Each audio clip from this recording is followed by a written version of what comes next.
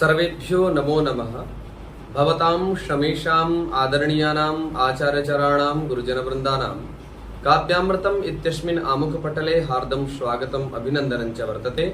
आप सभी संस्कृत निष्ठ सुधी पुरोधाओं का काव्यामृतम इस आमुख पटल पर हार्दिक स्वागत एवं अभिनंदन है। मित्रों, आज पुनः हम गोस्वामी तुलसीदास प्रणीत रामचरितमानस के चिंतनात्मक अध्ययन श्रृंखला में पुनः प्रवृत्त होने जा रहे हैं। पूर्व दिवस में हम लोगों ने नाम से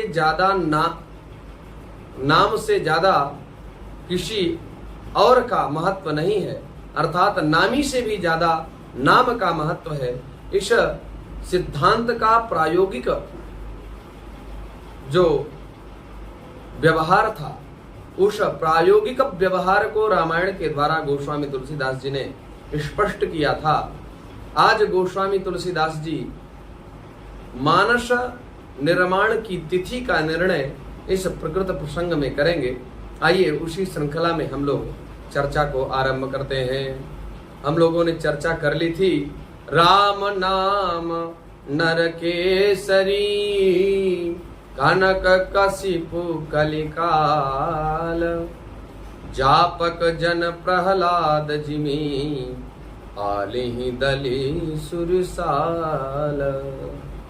अर्थात राम नाम नर केसरी, राम जी का जो नाम है वह नृसिंह के समान है, और कनक कशिपु कलिकाल, और कलयुग के जो दोष हैं वो कनक कशिपु की तरह हैं। जापक जन प्रहलाद जिमी, जिस प्रकार से नृसिंह भगवान के लिए उनका भक्त प्रहलाद था, उसी प्रकार से कलयुग के प्रभाव से प्रभावित जो जन है वो जन प्रहलाद की तरह भगवान श्री रामचंद्र जी के अनंत गुणगणों का जो चिंतन कर रहे हैं, ऐसे जापक जन प्रहलाद की भांति हैं, और उन प्रहलाद की रक्षा सुरक्षा करने का दायित्व भगवान नृसिंह जी का है। इसमें कोई समस्या नहीं है, निश्चित रूप से उनका कल्याण होने वाला, जैसे प्रहलाद जी का हुआ। अच्छा महाराज, हम लोग जप करने बैठते हैं तो नाना प्रकार के प्रपंच हमारे मानस पटल में आ जाते हैं। अभी हमें इस कार्य हेतु ऑफिस जाना था, या इस संबंधित इस कार्य को सुलझाने के लिए, इस कार्य को पूर्ण करने के लिए हमें उधर जाना था। इस प्रकार नाना प्रकार की चिंताएं हमारे मानस पटल में होती हैं। तो हमें जप कैसे करना चाहिए? जब हमारी बहुत सिद्ध स्थिति हो तो हम सांसारिक प्रपंचों में उलझे हुए मानव, हम लोगों को कभी भी इस प्रकार का समय प्राप्त नहीं होगा जब हम एकाग्रचित्त होकर के भगवान का भजन कर पाएं। उसके लिए तो आपको बहुत अभ्यास करना पड़ेगा। अभ्यास से सब संभव है, लेकिन अभ्यास की अपेक्षा है। और प्रपंच में उलझा हुआ व्यक्ति माया के प्रभाव से प्रभावित लोगों को ईश्वर की सुध नहीं रहती।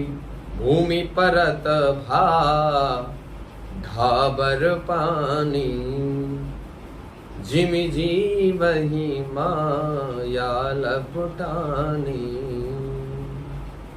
ये माया जिस प्रकार से निर्मल जल की बूंद आकाश मंडल से भूमंडल की ओर गिरती है और भूमंडल पर गिरते ही मलिन हो जाती है, उसी प्रकार से यह ईश्वर अंश जीव अविनाशी, ये अविनाशी तत्व ईश्वरांश, ये मानव भी जिस जन्म लेकर के इस भूमंडल धराधाम में जन्म लेने के उपरांत उस निर्मल जल की बूंद की भांति माया से संलिप्त हो जाता है।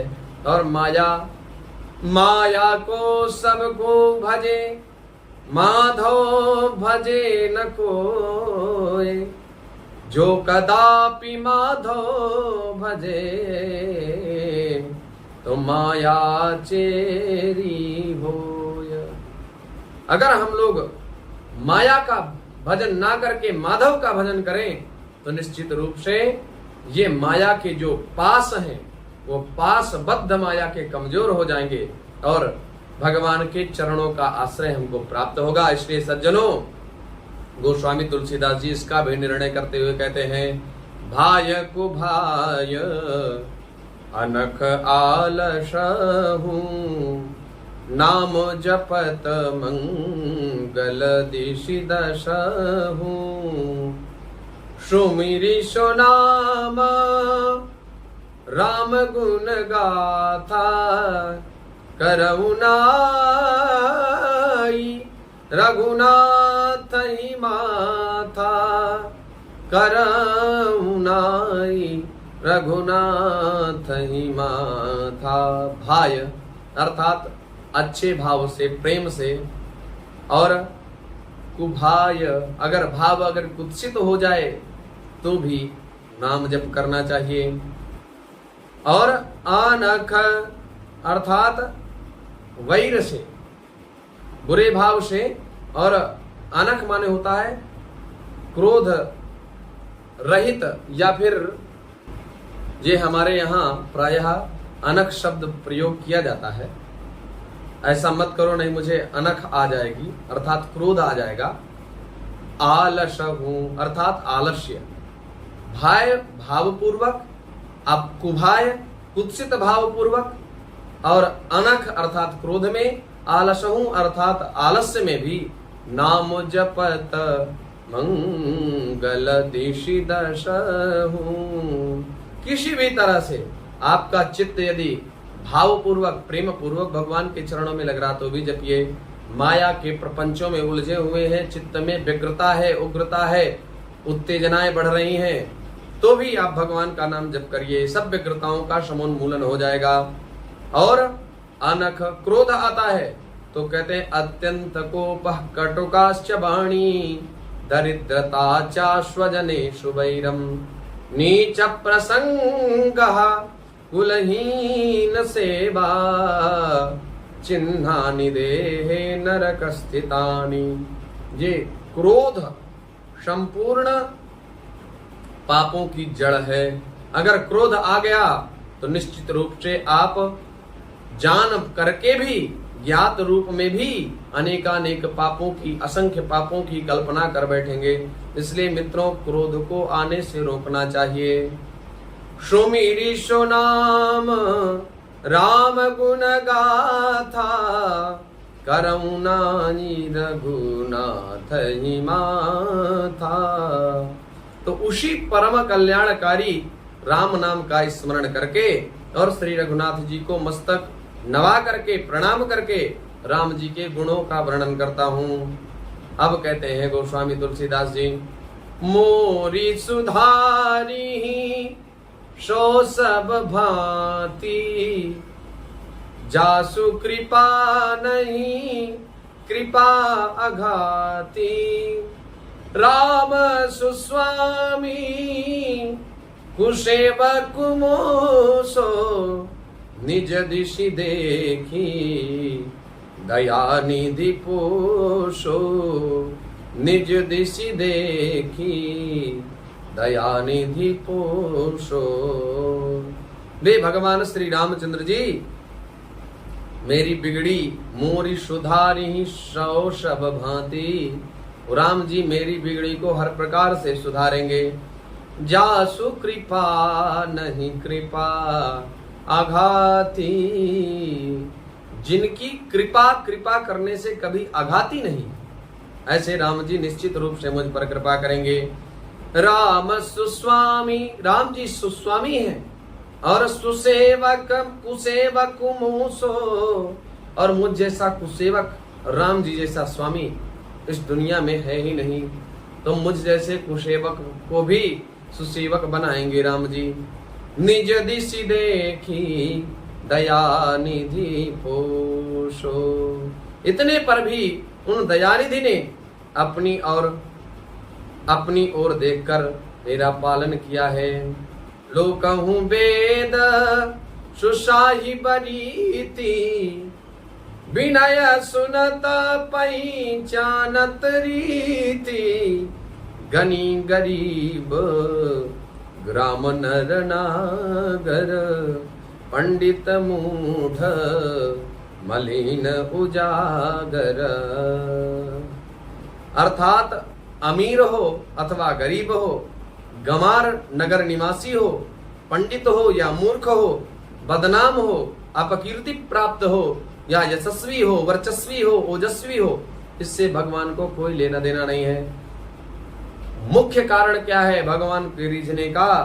कह रहे हैं विनय सुनत पहचानत नि प्रीति। कोई भी बना रहे लेकिन विनयशील है यदि वह व्यक्ति, तो निश्चित रूप से उसकी प्रीति को, उसके प्रेम को भगवान जान लेते हैं। और लोकं वेद सुसाहिब प्रीति, सुसाहिब श्री रामचंद्र जी की जो प्रीति है, जो प्रेम है भक्तों के प्रति, वो लोकों में भी व्याप्त है, लोकों वाले लौकिक प्राणी भी जानते हैं। और वेद में भी इस बात को स्पष्ट कहा गया है। रामचरितमानस में भी आगे गोस्वामी तुलसीदास जी कहेंगे, राम ही केवल, राम ही केवल प्रेम पियारा, जान ले ही जो जानन हारा। राम जी को शिवाय प्रेम के और कुछ भी प्रिय नहीं है। आप सोने चांदी में या विविध प्रकार के नैवेद्यों का उपभोज करवाने के बाद चाहते हैं कि भगवान प्रसन्न हो जाएंगे, ऐसा नहीं है। धर्मस्वनिष्ठताम पुंसाम विश्वक्सेन कथासु यः नोत्पादयेत् यदिरतिम श्रम एव हि केवलम। मित्रों, यदि नाना प्रकार के नैवेद्यों, नाना प्रकार के पात्रों, नाना प्रकार के बहुमूल्य रत्नों, रत्न जड़ित सिंहासनों पर आसनासीन करने के बाद भी यदि आपके मन में भाव नहीं बन रहा है, भगवत प्रीति के प्रति निष्ठा, भगवान के प्रति निष्ठा नहीं बन रही है, तो आप खेत में फावड़ा पटक रहे हैं। इसलिए प्रीति पूर्वक, भाव पूर्वक, निष्ठा पूर्वक भगवान का भजन करना चाहिए, भगवान का स्मरण करना चाहिए। शुकबि कुकबि निज मति अनुहारी, नृपहि सराहत सब नर नारी। साधु सुजान सुशील नृपाला, ईस अंश भव परम कृपाला। ईस अंश भव परम कृपाला। शुकबि हो अथवा कुकबि हो, सभी नर नारी अपनी अपनी बुद्धि के अनुसार राजा की प्रशंसा किया करते हैं। और साधु, बुद्धिमान, सुशील, ईश्वर के अंश से उत्पन्न कृपालु राजा हुआ करता है। इसलिए सभी लोग शुकबि कुकबि, नर नारी अपनी अपनी बुद्धि के अनुसार राजा की प्रशंसा किया करते हैं। सुनि सनमानहि सबहि सुबानी, भनिति भगति नति गति पहिचानी। यह प्राकृत महिपाल सुभावु, जान शिरोमणि कौशल राऊ। सुनि सनमानहि सबहि सुबानी, सबकी सुनकर और उनकी वाणी, भक्ति, विनय और चाल को पहचानकर सुंदर मीठी वाणी से उनका सबका यथा योग्य सम्मान करते हैं। यह स्वभाव तो संसारी राजाओं का है। अर्थात व्यक्ति की वाणी कैसी है, किस प्रकार से विनय है, किस प्रकार की उसकी गति है, धनवान है कि निर्धन है, गरीब है कि अमीर है, ये तो लौकिक राजा देखा करते हैं। कौशलनाथ श्री रामचंद्र जी तो चतुर शिरोमणि है। अर्थात जो भक्त प्रेम पूर्वक, निष्ठा पूर्वक भगवान श्री रामचंद्र जी का नाम स्मरण करता है, तो नाम के स्मरण से नामी पीछे पीछे दौड़े चले आते हैं। रीझत राम स्नेह निशोते, को जगमंद मलिन मति मोते। को जगमंद मलिन मति मोते। श्री राम जी तो विशुद्ध प्रेम से ही रिझते हैं, स्वार्थ पूर्वक किए गए प्रेम से भी रिझते हैं, लेकिन उतना लाभ नहीं होता जितना निष्काम भाव से एवं विशुद्ध प्रेम से प्रसन्न होते हैं। हो जगमंद मलिन मति मोते। यहाँ पर गोस्वामी तुलसीदास जी कहते हैं, इस संसार में मुझसे ज्यादा मंद अर्थात कम बुद्धि वाला, मलिन मति अर्थात कालुष्य पूर्ण मति वाला और कौन होगा। अर्थात मित्रों, तुलसीदास जी इस बात को कह रहे हैं तो वो इस प्रकार के हैं ऐसा नहीं है, ये उनकी विनयाधिक्यता है। जब हम अपने गुणों पर प्रकाश डालने लग जाते हैं तो निश्चित रूप से हम विनाश की ओर अग्रसरित होते हैं, इस प्रकार की कल्पना कर लेनी चाहिए। और जब हम अपने अवगुणों को दृष्टिगत रखते हैं तो निश्चित रूप से हम उत्थान की ओर जाते हैं, हमारा उद्धार होना सुनिश्चित हो जाता है। क्योंकि धीरे धीरे हम अपने अवगुणों को दृष्टिगत रखेंगे, और जब दृष्टि में अवगुण होंगे तो धीरे धीरे हम अपने अवगुणों का समन करने के लिए प्रयास करेंगे, और किए गए प्रयास से अवगुण नष्ट भी हो जाएंगे तो हम बिल्कुल विशुद्ध हो जाएंगे। और जब विशुद्ध हो जाएंगे तब भगवान के चरणों में प्रेम करेंगे तो विशुद्ध प्रेम हो जाएगा। तो राम ही केवल प्रेम प्यारा, राम जी को तो केवल प्रेम प्रिय है। षठ सेवक की प्रीति रुचि राखी है राम कृपालु, उपल किए जल जान जहीं साची वसुमति कपि भालु। तथापि श्री रामचंद्र जी जान मुझ पर सेवक की प्रीति और रुचि को अवश्य रखेंगे, जिन्होंने पत्थरों को जहाज और बंदर भालुओं को बुद्धिमान मंत्री बना लिया। ऐसे मुझ मलिन मति कालुष्य पूर्ण मति संयुक्त जो मैं तुलसीदास हूँ, मुझ तुलसीदास पर निश्चित रूप से कृपा करेंगे। ये रामायण उस काल में मित्रों लिखी गई जब विविध मतों का बाहुल्य देख भारत में श्रुति और शास्त्र का मधुर रस घोला था। जननी जनक दिया त्याग बाल काल में ही, उदर की ज्वाल ही तो द्वार द्वार डोला था। जन जन में बहाया श्री राम भक्ति का स्रोत, प्रेम मधुमाह मधुर रस घोला था। बाल भारती के उसी विचित्र मानस में वही राम बोला जो कि स्वयं राम बोला था। रामायण उस काल में लिखी गई, तुलसीदास जी इस प्रकार के गुणगणों से समन्वित थे। रामायण उस काल में लिखी गई जब दुष्ट विधर्मी साधु जनों को दांत दिखाकर डांटे, दुष्ट विधर्मी दांत दिखाकर साधु जनों को डांटे। किसके मुंह में दांत हमारी कही बात को काटे, तो प्रगटे दांत लिए 32 मची हलचल सी। गुण गायक सीताराम जी के, गुण गायक सीताराम जी के। दुष्ट विधर्मी अपने क्रोध पूर्वक जबरदस्ती करते हुए जब कहते थे ये बात यही सत्य है, कौन हमारी बात को काट सकता है, तब तुलसीदास जी महाराज का जन्म हुआ और उन्होंने रामचरितमानस कर रचना करके निवेदनात्मक तरीके से अपने पक्ष को रखा, जो उन आतताइयों के लिए एक मार्ग बन गया। हूँ कहावत सब कहता, राम सहत उपहास। साहिब सीता नाथ सो सेवक तुलसीदास। साहिब सीतानाथ सो सेवक तुलसीदास। सब लोग मुझे श्री राम जी का सेवक कहते हैं और मैं भी बिना लज्जा संकोच के कहलाता हूँ, कहने वालों का विरोध नहीं करता।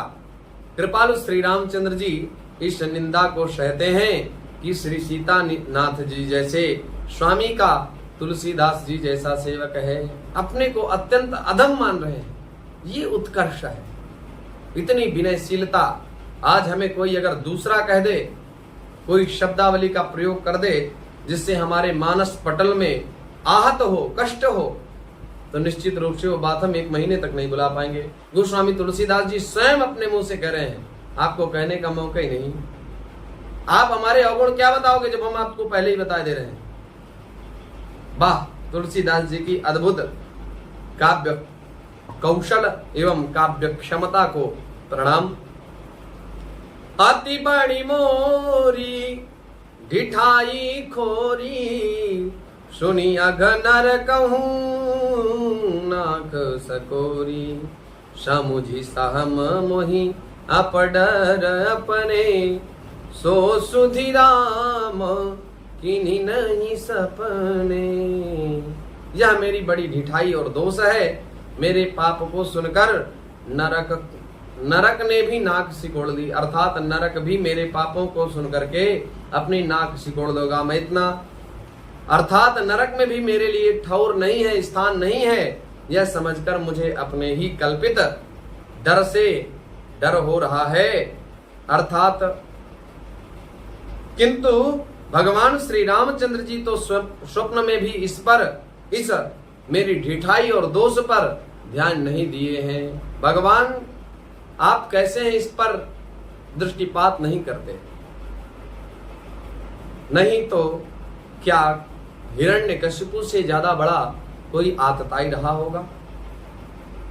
जितने भी दुष्ट प्रकृति निशाचर हुए, क्या उन्होंने जप किया था? नहीं, उन्होंने आतंक ही फैलाया। अंत में दंड उनको भगवान श्री रामचंद्र जी के हाथों से मिला, कल्याण हो गया। कल्याण मार्ग किस प्रकार से आप लोग चाहते हैं तो आपके ऊपर निर्भर करता है। मार्ग कई हैं, आप किस मार्ग का चयन करते हैं। राम जी को प्राप्त करने में सबरी माता ने भी प्रयास किया, राम जी के दर्शन प्राप्त हुए। रावण ने भी प्रयास किया, मार्ग दोनों का अलग अलग था लेकिन लक्ष्य दोनों का एक था। कहते हैं ना, किसी शायर ने कहा है, अल्लाह कहो या राम भगवान एक हैं, प्याले अलग अलग हैं मगर जाम एक है। हो सकता है प्याले अलग अलग हों लेकिन उनमें भरा जाने वाला जो जाम है वो तो एक ही है।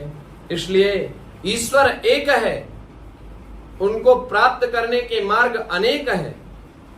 आप ये 4 मार्ग हैं, चाहे इस मार्ग का आश्रय लीजिए, चाहे इसका आश्रय लीजिए, चाहे इसका आश्रय लीजिए, चाहे इसका आश्रय लीजिए। लक्ष्य अंत में मुख्य उद्देश्य, मुख्य उद्दीपक आपका क्या है? ईश्वर की प्राप्ति, परमात्मा को प्राप्त करने का ही लक्ष्य प्रत्येक प्राणी का होता, चाहे वो अल्लाह कहने वाले हों, चाहे वो राम कहने वाले हों। सुनी अवलोकी सुचित चख चाही, भागति मोरी मति स्वामी सराई, कहत न सारी होए ही यनी की, रिझत राम जानी जन जी की। मेरे प्रभु श्री रामचंद्र जी ने तो इस बात को सुनकर, देखकर और अपने सुचित्र रूपी चक्षु से निरीक्षण करके मेरी भक्ति और बुद्धि की उल्टे सराहना की, जबकि सराहना नहीं करना चाहिए था, लेकिन तथापि उन्होंने सराहना की। क्योंकि कहने में चाहे बिगड़ जाए, अर्थात मैं चाहे अपने को भगवान का सेवक कहता कहलाता रहूं, परंतु हृदय में अच्छापन होना चाहिए। हृदय में तो अपने ही को उनका सेवक बनने योग्य नहीं मानकर पापी और दीन ही मानता हूं, यह अच्छापन है। श्री रामचंद्र जी भी दास के हृदय की अच्छी स्थिति को जान करके रिझ जाते हैं। राहती न प्रभु चित चूक किए की, करत सुरति सय बार हिये की, जही अघ बंधे व्याध जीमी बाली, फिर सुकंठ सोई इन्ह कुचाली। प्रभु के चित्त में अपने भक्त की हुई भूल चूक याद नहीं रहती, वे उसे भूल जाते हैं और उनके हृदय की अच्छाई नीकी को 100 बार याद करते रहते हैं। जिस पाप के कारण उन्होंने बाली को व्याध की तरह मारा था, वैसी ही कुचाल फिर सुग्रीव ने चली। सोई कर तूती विभीषण केरी, सपने हूँ सोना राम ही अहेरी, ते भरत ही भेटत सन्माने, राजसभा रघुबीर बखाने, राजसभा रघुबीर बखाने।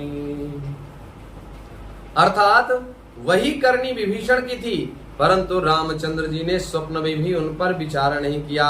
उल्टे भरत जी से मिलने के समय श्री रघुनाथ जी ने उनका सम्मान किया और राजसभा में उनके गुणों का गान किया।